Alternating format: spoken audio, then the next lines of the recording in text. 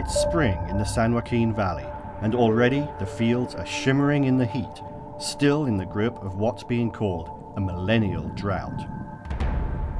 For the fourth year in a row, the Sierra snowpack is minimal, and reservoirs and wells are drying up. But what's headline news for most Californians is old news for farmers like Don Cameron, who have grappled for decades with how best to preserve the state's most precious resource. Water is the lifeblood of our work here, and everything we do requires water to grow.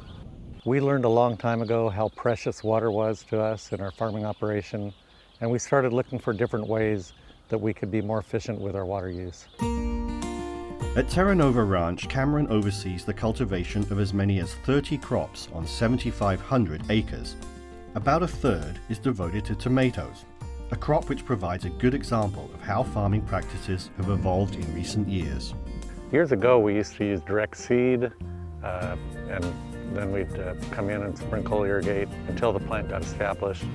Now we use transplants, and we save water, especially since we switched to drip irrigation. Every row we have here has a drip irrigation tape buried about 7 inches deep that provides water, provides fertilizer. We found not only that it saved us quite a bit of water, but it increased the production. So essentially we get more pounds of tomato per gallon of water. If we don't use drip irrigation, we are using very high efficiency sprinkler irrigation. We've taken the time and the expense to convert all of these sprinkler heads to a high efficiency, very uniform type of sprinkler head that will make a uniform application of the water on here so that we can measure exactly how much water we're putting and only put enough on for the crop that we're growing here. Elsewhere on the ranch, Cameron points out another feature which shows how dramatically irrigation practices have changed since the old days. Well, this was a canal that was all part of a flood irrigation system. We used to fill this with water.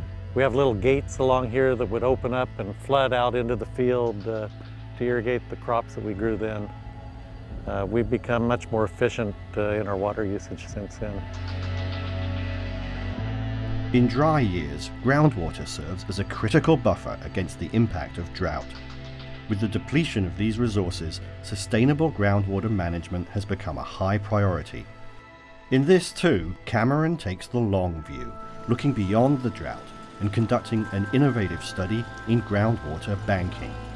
I've been working for over 25 years to implement a groundwater recharge program on the farm here. We're essentially bringing floodwater off the North Fork of the Kings River that flows right behind our farm when it does flow, and putting that on some of the various crops that we grow. We've shown that we can flood wine grapes for several months with no detrimental effect, and it's a really innovative way of recharging our groundwater. Cameron is careful not to downplay the challenges presented by the drought, but he remains optimistic about the long-term benefits of the changes that it demands from growers.